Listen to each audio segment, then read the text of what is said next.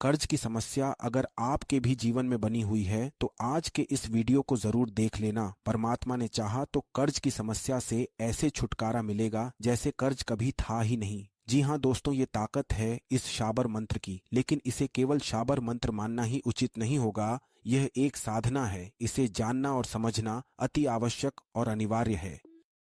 साधना का असर और प्रभाव जब ही होता है जब आप इसे साधना की ही तरह नियम से करें, क्योंकि उसी से आपकी परेशानी का हल आपको मिलेगा। जो कर्ज की समस्या आपको बड़ी नजर आ रही है वह भी खत्म हो जाती है। आज तक हमने यह साधना जिन भी लोगों को बताई है सभी ने अपने कर्ज को पूर्ण रूप से समाप्त कर दिया है।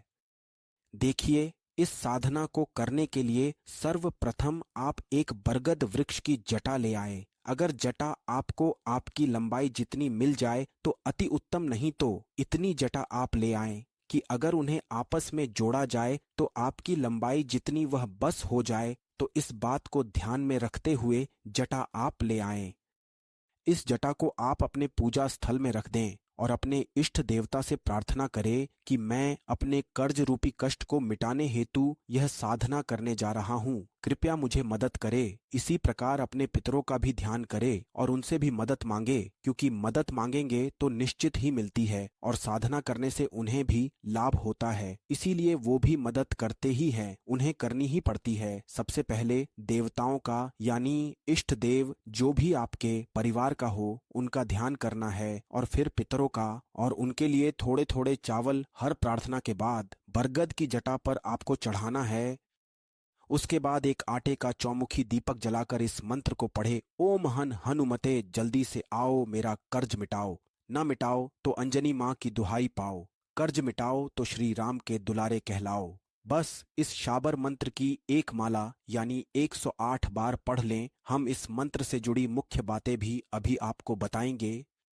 देखिए, बहुत लोगों के मन में ये डाउट आया होगा कि इस शाबर मंत्र में दुहाई के लिए कहा गया है, तो इससे कहीं हनुमान जी रुष्ट तो नहीं हो जाएंगे। तो दोस्तों, आपको बताना चाहूंगा कि इसमें दुहाई अंजनी माँ की है, यानी हनुमान जी की माता की, और माँ की दुहाई से कोई बालक कभी रुष्ट नहीं होता। तो हमारे प्रिय हनुमान जी कैसे हो सकते हैं? इसीलिए ये मंत्र सर्वशक्तिशाली है। बल्कि इस मंत्र की दीक्षा जिन लोगों को आज तक हमने दी है उन्होंने इस मंत्र से असाध्य कार्य भी अपने किए हैं। ये इस मंत्र की महिमा है। लेकिन क्योंकि आप दीक्षा नहीं ले सकते तो साधना तो अवश्य करें। जब मंत्र का जाप आपका हो जाए तब आप चौमुखी दीपक को अपने घर के नजदीक पीपल वृक्ष पर रख आएं। उसमें थोड़ा तेल बीच बीच में डालते रहे जिससे वो बुझे नहीं, यानी साधना करते समय और बाद में। और जब तक आप इसे पीपल पर नहीं रख देते तब तक यह जलना चाहिए।